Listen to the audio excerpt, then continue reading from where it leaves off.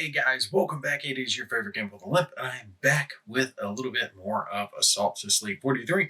Remember, this is just the quick example game that I threw out on the table, some example units just to show how the game plays.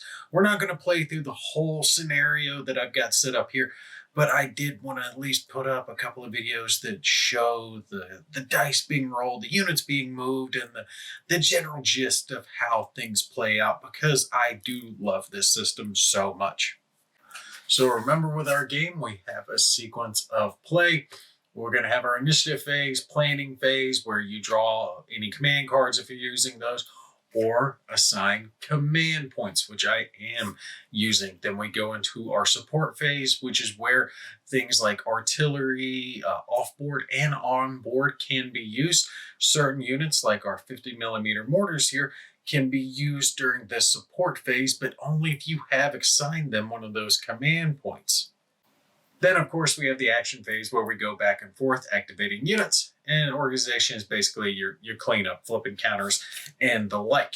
In my previous video, when I was showing the setup for this game, I did make a mistake having the Fallschirmjägers dig in. I went ahead and pulled those off. They are not allowed to dig in if they have barbed wire, so they are not going to be dug in. When you are setting up your command points, remember you'll have a set amount, just depending on how many units. They will be at the bottom of your cards telling you how many that you are going to have. Like our card here that gave us the priest and the Bren carriers. This gives us 3. Generally, you're going to have 1 command point fewer than you have units on the card.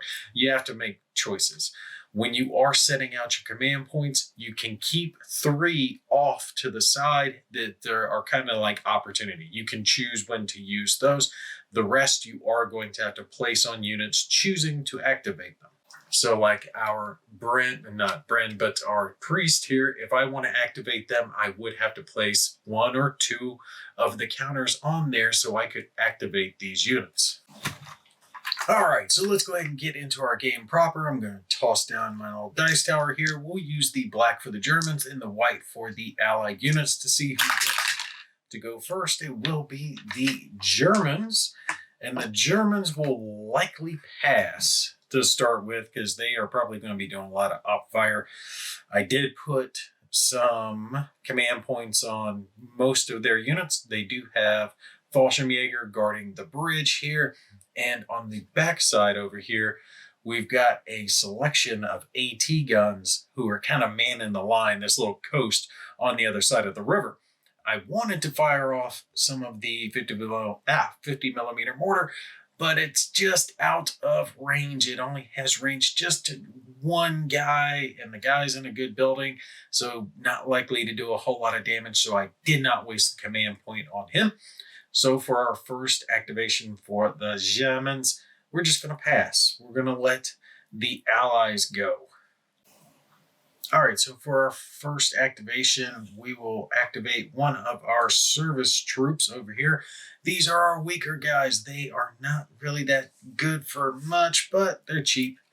So we will use them, and they're going to do a move and fire action in an attempt to fire onto the Fallschirmjäger rifles over here. But they're going to have some impeding terrain, couple of pieces, not 3, so that's still a degraded shot at 1, 2, 3, 4, 5, 6, 7. 7 hexes, yep. So they only get 2 blue and a green. We're going to have to roll to see if they have them spotted, which is going to make it even harder. So we'll roll real quick, and we are the attacker's type of units, infantry, and they do get a terrain bonus and no fire arc to worry about. So we're basically looking for a 2+ here, which we got. So we are able to spot them. We're not going to get the negative penalty for that. We would have a penalty applied had we not spotted them, but we are getting a move and fire. So our status is move and fire. So the defender is going to get this. So had we not spotted them, they would get an extra red die instead of an extra green die. And on top of that, they are also getting an extra blue die for their experience level, plus anything for the degrading terrain and the sandbags and all the other cool stuff that they got in between them. All right, so when it's all said and done, sadly, our little service troops only get to roll that as their attack, and our Fallschirmjägers are getting all of this for a combination of bonuses. Things like being elite, being the move and fire penalty, their own inherent stuff, the degrading terrain, the sandbags. And the way the sandbags kind of work is if you're looking at it, they cover that angle. So this line of the hex and this line of the hex, any line of fire that crosses one of those hex sides will incur that sandbag penalty. But if I was firing at them from like down here, they wouldn't be protected. But looking across this, that line would cross this little line, this vertical one, which means they're going to gain that. So they have a lot of defensive dice. But you lose all the shots you don't fire. So might as well chuck them down. Yeah, one suppression result. I'm pretty sure that they'll get it. They would have to basically whiff every die. Yeah, they're good. They're good. Wow. If I had... Oh no, that's not suppression. Suppression is X. That's hit. One hit went through, but look at that. Double, double, double. They block six. Fallschirmjägers are going to be a little tough to weed out, but that's okay. That's okay. We can get them. And again, that's one of the things that I like about this game is that it does have the custom dice. So many other games, they just have a D6 or a 2D6 roll, and you just get so old with that after a while. You want something new, and that is something new. FY, just if you are looking at, some of my units do have -1 attack die on them, and that is from where they set up because they were deployed out of transport units, and that caused them to get a fast action marker that was flipped over to a -1 attack die. So I didn't even bother putting command tokens on those guys because they're kind of weak this turn. All right, so we go back to the Germans, and now I'm looking at it, and I'm thinking, I'm like, do I go ahead and fire over here? Because this is, oh, that's rifles. I was thinking that was machine guns. I think the machine guns are back here. Yep, the machine guns are back here. No, I wanted the machine guns up here. Let's see, the Fallschirmjäger can really reach out and touch someone. They have good firepower. They are excellent infantry. They get to roll red dice. So they would be 1, 2, 3, 4, 5, 6 hexes away. So they would fire in this range band. If they were attacking a vehicle, they can attack a vehicle up to a couple of hexes away or right on top of it. But even at this range, they would roll a red, a yellow, and a blue, which is not bad. My thought, though, is that's the only line of sight I have right now, and I kind of would rather put their firepower towards something else. Although, do half-tracks, now that I'm thinking about it, I'm wondering if half-tracks count as vehicles or if they count as soft like artillery. All right. Yep, I just double-checked it. The half-tracks, the Bren carriers, of course, the tanks, they're all going to count as vehicles for purposes of firing. So our Fallschirmjäger here would have to use their top range band. They're not going to be able to do a whole lot of damage. Any vehicle that has at least a green die has to be fired at with the top row, not the bottom row. But these guys are tough. They ignore 1 point of damage when it's taking part in close combat, which is really good. But they have rifle grenades, so they have like an indirect fire, but they can use this at range of 1 to 3, and they get to do it in the action phase. That might be a way to go, but again, that's only going to work at close range. So I tell you what, we will activate some Fallschirmjäger, and we'll go ahead and have them target our infantry down here, and we'll figure out what kind of dice that they're going to be rolling. These guys are a bigger threat than them. The service troops, they're kind of weak. All right, so those are going to be our attack dice. The attack for the Fallschirmjäger and the defensive dice for our rifles over here. Oh, no, it's not that one. I thought it was a red story building. It is not a red story building. Red story buildings have better defense. It is a separate building. They're going to have a better chance. Yes. Okay. I got to redo this. Hold on 1 second here. All right. This is going to actually work out a lot better for them. I am going to have one more yellow dice. I don't have any more. All of them are on the board. So after the Fallschirmjäger's roll, we'll add the yellow to them. Oh, double crit, double hit, and a suppression. That is bad. That is bad. That is bad for them. All right, let's take that off. This is their defensive roll. These crits can potentially cause some serious bad juju for them. Oh. They are going to take 2 damage. They're going to block the suppression. They're going to block the 2 hits, but they block none of the crits. That is going to flip them down. They have taken 2 points of damage. They have 4 total. They are down 2, and now I have to roll for 2 critical hits, which is done kind of strangely. The attacker gets a green die, and the defender gets a blue die, and any uncanceled results cause certain effects, including fallbacks and the like. All right, I got my little chart here ready. So let's do for the first critical hit. And that is canceled. So we'll set that. And we'll do for the second critical. Oh my God. Oh my God, they got 2. It is going to be no damage points are applied. They are going to have to fall back.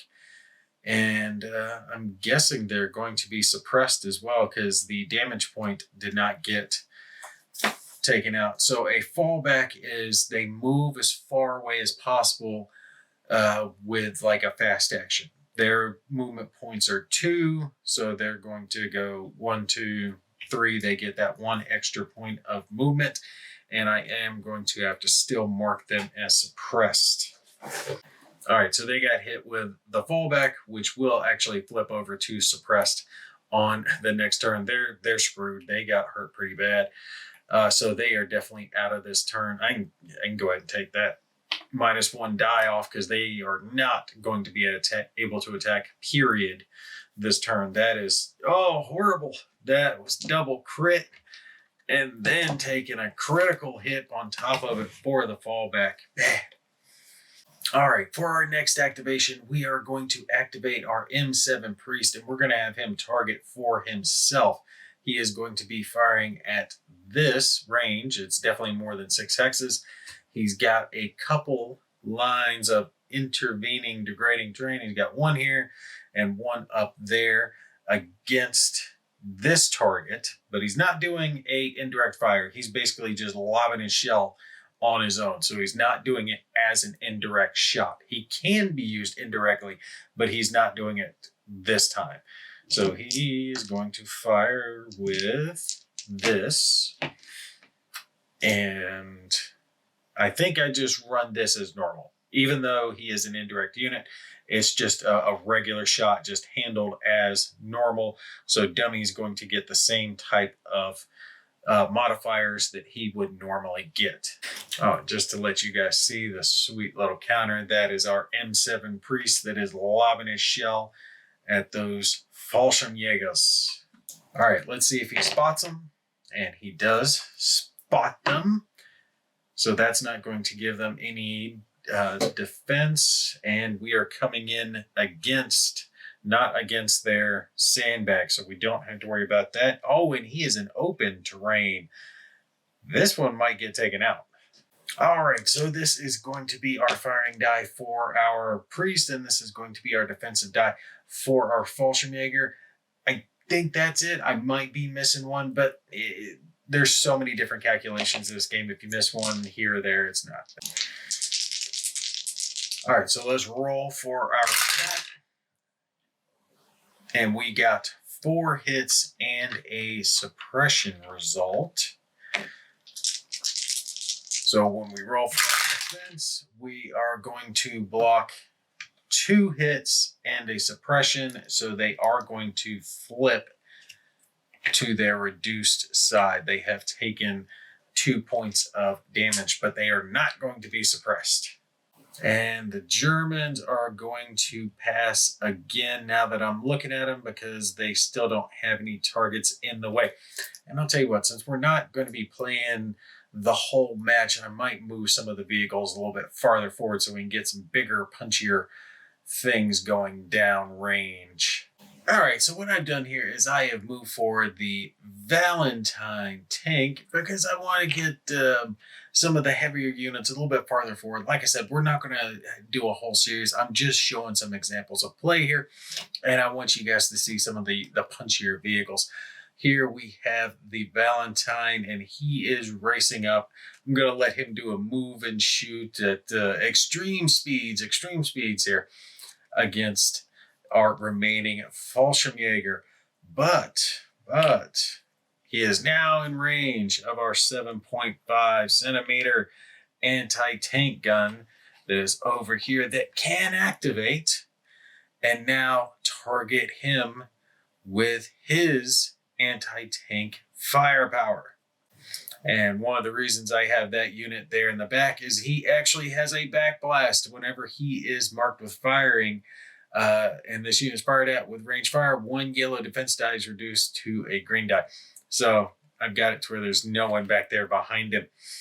But he is going to op fire against the enemy Valentine, and that's going to be at a range of 7 hexes. So he doesn't get a whole lot of dice. Unfortunately, he does better against infantry and artillery targets, but he still has a little punch. And depending on where you target the tank will determine on what type of dice the tank is going to roll. They have different armor values, and they even have top armor values for artillery that comes down. There is a roll to determine whether it's a flank hit or a top hit. Top hit being very, very, very bad for a tank. In this case, he's being shot at the front, so he's going to be fairly defensive. We'll throw his dice down. Now the 7.5 is up firing prior to him firing here. So we have to roll our dice and see our results. Oh, just a single suppression result. Our Valentine is okay, and he does block it. A single hit will block it. Remember that any higher result, a crit will block anything, a hit will block a hit or a suppression, and a suppression will only block a suppression. It's just that easy. Comparative dice rolls. Now we do our targeting here, where our Valentine will slug a big HE round towards the remaining Fallschirmjägers that are dug in next to the bridge. He gets to chuck a lot of dice. The Fallschirmjägers, I know they have a single yellow. They get a blue for the experience level, and I gotta look up what the sandbag is. I can't remember that one off the top of my head. All right, they get a couple yellow for the sandbag. And let's roll just to make sure he can see him, and he can, so we don't have to worry about that affecting his defensive dice. So we'll roll our big blast for our Valentine, and oh yeah, he got 5 points of damage going through. And our defensive roll for a Fallschirmjäger is not going to be enough. They blocked 3, but not the 5. So still 2 points of damage went through, which was enough to blast our Fallschirmjägers off the board. So let me show a couple more things here just to make sure I cover my bases. Like I was talking about earlier with the support phases, there are off-board support things you can have as well, like an artillery strike that can be fired during the support phase. If you use it for something like HE, you can have an effect like this, where of course it's going to do more in the initial hex, but it has surrounding dice for everything in the 6 hexes. Or you can actually drop a buttload of smoke in to give yourself some concealment.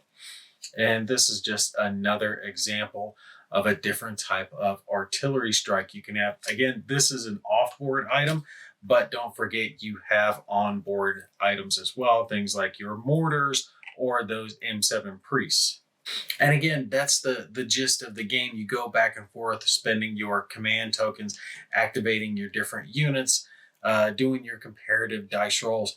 The comparative dice rolls I found can get just a touch fiddly because there can be a lot. You've got things like degrading terrain, the terrain in the hex itself, fortifications, and they start to add up after a little while, and it does get easy to miss. Line of sight and all that can affect, not line of sight, but whether or not the unit is spotted can affect it. You're going to miss one here or there. It is what it is. Occasionally you might forget their experience bonus die or whatever have you. Don't worry about it. Don't let that sweat it. For me, these add so much more than they detract from, because the dice give the ability for it to have those swingy type effects that you would kind of expect to have in combat. Occasionally, the tank will fire a shell that you didn't think was going to do, but it's going to penetrate the tiger and just blow it up and hit it in the perfect weak spot.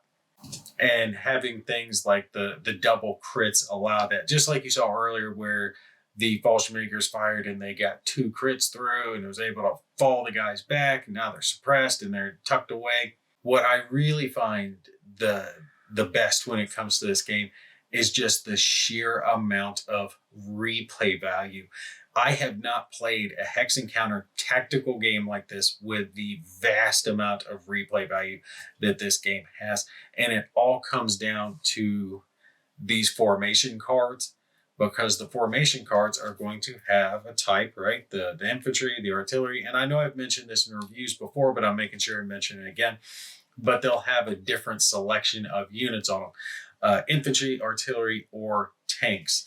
And when you have a mission, you'll have attackers and defenders, and it'll tell you you'll have like infantry and artillery over here, and maybe like a tank and an infantry over here, whatever.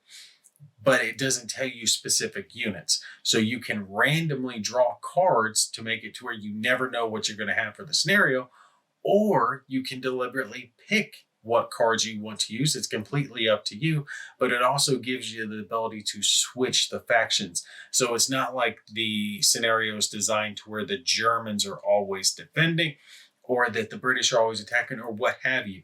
You can have either side on either side of it. They can attack, they can defend. They all have those 3 types of formation cards. So it gives you the ability to have the scenarios have unending replay value. And then, of course, they come with a bunch of different scenarios. I have never seen a game that really just brings that level of replay value. Now, just to be fair, you lose a little bit when you have that amount of replay value, because the scenario can't be designed around a specific battle or a specific faction, Germans or allies or whoever. Like Conflict of Heroes is really good about designing very thematic battles for their scenarios, but they can only be played that way. They are very specifically designed for the units that are picked out for that scenario. You can't interchange anything else. So this game is like the complete opposite of that. But anyway, I just wanted to give you guys a quick example of play. I've played a lot of Assault Sicily previously, or the Assault series. I shouldn't say Sicily, but I have played a lot of this series, the Assault series. I've always loved it. It's a great game. It's a great series. The expansion just adds more of what we already like. I already put that in the previous video. So this is just more of me confirming what I've already told you guys. It's worth getting. Components are great. The gameplay is great. If you played it before, you know this one's worth getting. If you haven't played it before, then like, what are you waiting on? It's one of my top favorite Hex Encounter tactical games, right? Of all the Hex Encounter tactical games I've played, Assault is now right there at the top. But all right, that's going to be it for me. Hope you guys enjoyed it. Y'all take care, and I will catch you in the next one.